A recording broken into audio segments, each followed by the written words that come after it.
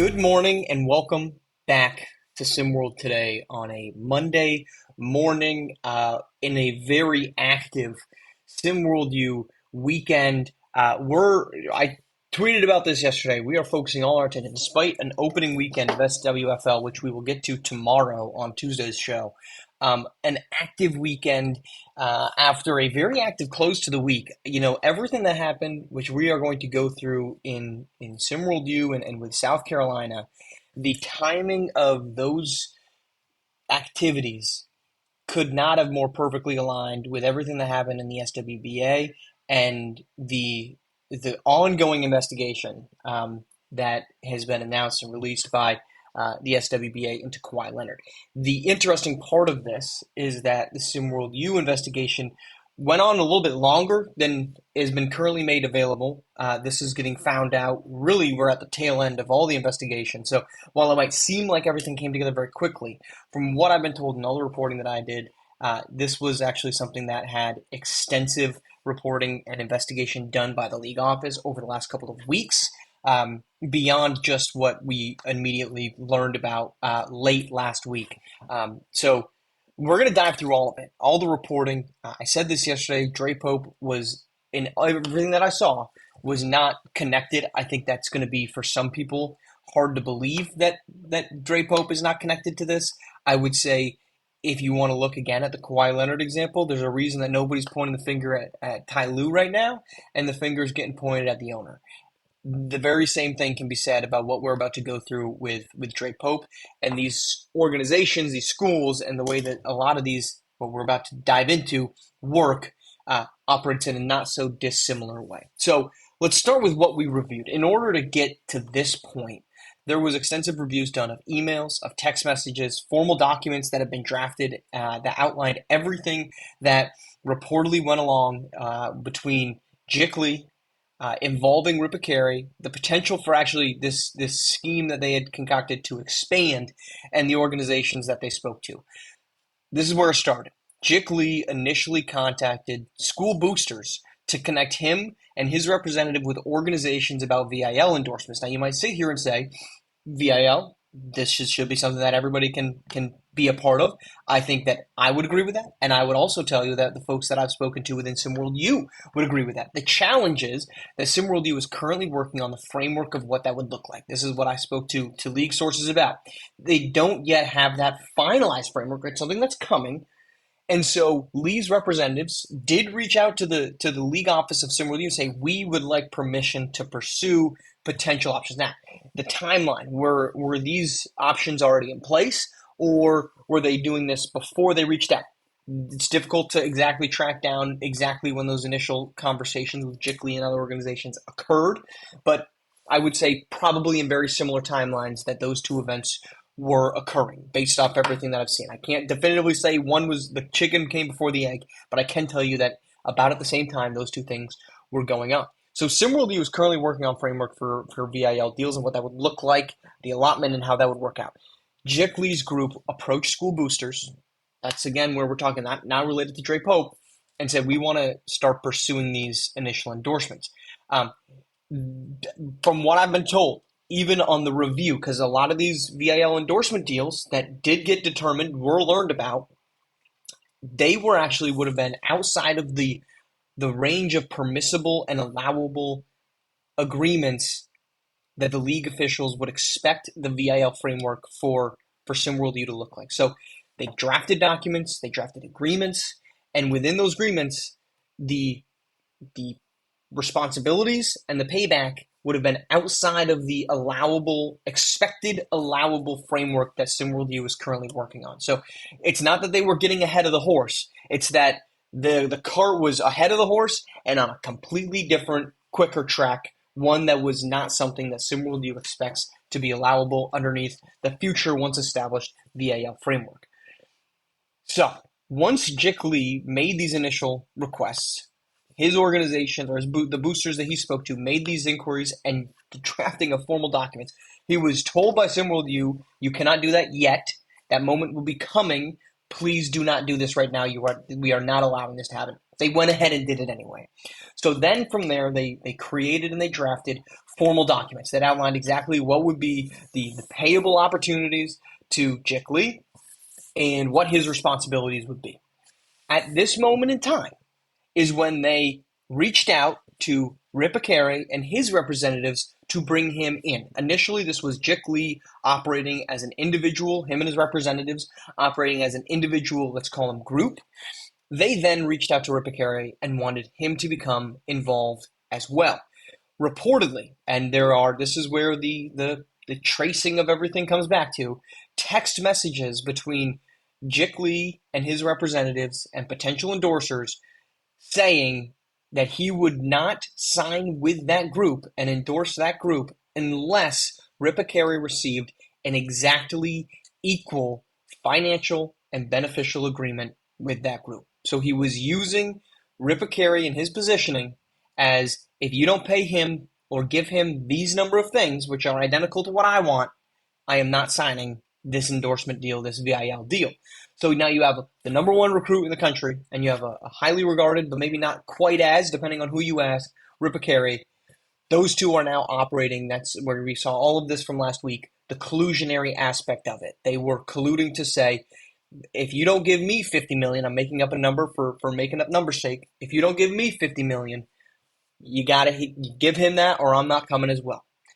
Beyond that, they were also working on selling these VIL deals to other players, essentially expanding upon the refusal of endorsement unless other players of lower quality, I mean, Ripakere, well regarded, we're talking their inner circle of friends, unless those players received identical deals that one would argue, and those that I've spoken to, both connected to and not connected to the league, would not be necessarily expected of players of much lesser importance, relevancy, and talent levels. So where does this come in, and why did I say at the start the irony of all of this is that it comes at the exact same time of the Kawhi Leonard investigation by the SWBA? Well, it's because within these documents, they outlined exactly what Lee and Akere would reportedly get out of the deals and what would be expected of them. And all of them were no-show deals. Very similar to what Kawhi Leonard has allegedly received, though they are not related. This is not Dennis Roberts' Uncle Dennis, and this is not Kawhi, and this is not the Clippers. This is separately going on. Why is this interest? Take you out of the reporting and give you an opinion interjection here if you'll allow it. I understand we're reporting here, but it's why we talked about yesterday, or last week, I should say, on Friday with Yells, how widespread is this issue, and the clearness is that this was an issue in terms of impermissible benefits and contracts that are designed to circumvent the salary cap of the SWBA and circumvent VIL availability at the SimWorld U level. That's clearly going on. So it is interesting that these two stories and these two items are reaching ahead at the same time because they're completely unrelated, but they're very similar. They are almost identical in their nature, and it shows just the potential widespread concern on that and everything that's going on the Kawhi side of things and now at the collegiate side. Some deals were more traditional endorsement contracts, but again, they were outside the lines of what any future allowable VIL deal would be. Now, what that is, I do not know. I just know in speaking to the league, because they are saying, and they've been pretty tight-lipped about what exactly VIL deals are going to look like, the simple point was what they had agreed to in paper that the league had found in their investigation is not something that would have been allowable. Almost all of them were the no-show deals. There were a handful of I should say handful because multiple players, 2 players. There were other deals that would have been a little bit more traditional, but still outside the range. The reported deals, and this is, I think, the important part where we saw all this fire come after Trey Pope. The reported deals, documentation that I came across, text messages, emails, and again, these formal documents were separate from South Carolina and had no involvement with the school. Again, Jick Lee's representatives went directly to the boosters of the organization of the school to connect them with third-party organizations. In all of the documents that I reviewed, emails, documents, and formal contracts, there was no involvement with Dre Pope. There was no text message with Dre Pope making even an introduction.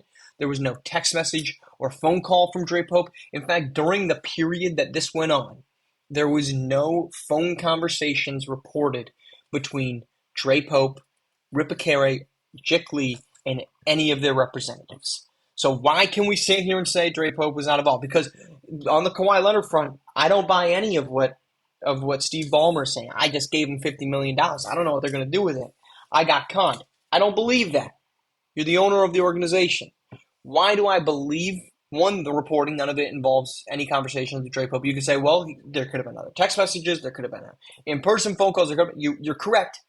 But why do I believe that Dre Pope was not involved? The reporting backs it up on one hand. On the second hand, the way that the VIL deals are currently being expected to be negotiated would not necessarily be directly from the head coach. That could change, could very certainly change, but as of right now, that would not go through the head coach in the same way that Ty Lue is not the one that orchestrated $50 million being sent to Aspiration and Kawhi Leonard being sent back to separate deals that amounted to $48 million. That's the breakdown. Chick Lee initially approached boosters wanting VIL deals, was told by SimWorld you cannot negotiate those right now. Those are coming. In the long run, they went through with that. They went through with it anyway, and the majority of those deals were no-show deals, very similar to what Kawhi Leonard had. After Chick Lee established the contracts from those organizations, we're just summarizing here, looped in, or brought in, I should say, Ripacare and his representatives, and said to anyone that wanted to do a VIL deal with him that he would refuse any involvement unless they matched that deal with Ripacare, with the plan to be they would sell the framework of these deals to other basketball players and their potential representatives so they could receive identical ones and essentially combine themselves into one group, go to these organizations, collude together on saying, I'm not signing unless every single one of these players gets the same amount of money to essentially do nothing. That's how this all goes together. It is a bit of a tarnish, especially the part of the colluding together and the goal of selling these deals to other players. Because you stop, again, we'll take out the reporting, we can put in some opinion. You're no longer getting what you are rightfully owed. I have always been a fan of VIL in some capacity. I think that there's plenty of vitriol right now in college football about how that is damaging the league. I don't think it's really damaging it. You are giving players who have a platform an opportunity to make a name off of said platform. I'm a fan of that. I can tell you right now, SimWorld U is a fan of that. They need framework for it to work. That framework doesn't exist. And so Chick Lee, and to a lesser extent Ripacare, attempted to make their own framework outside of those bounds with agreements. And I can promise you this, no agreement that ends up becoming within the approved SimWorld U framework is going to allow you to do a no-show deal with anybody. And that's exactly what Chick Lee and Ripacare were attempting and colluding together to obtain.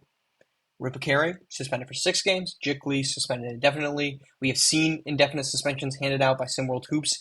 That is the SimWorld Hoops suspension on on Chick Lee. He is suspended by the SimWorld Hoops operating body. That is the group that manages all of Prep, SimWorld U, and SWBA. In the exact same way that Trey Hyman was suspended indefinitely by SimWorld Hoops. We have not seen Trey Hyman again. We will not see Trey Hyman again on the basketball court. He might be on the corner selling his t-shirts, but he will not be on the basketball court. I could feel pretty confident about that, considering the suspension still sits here today.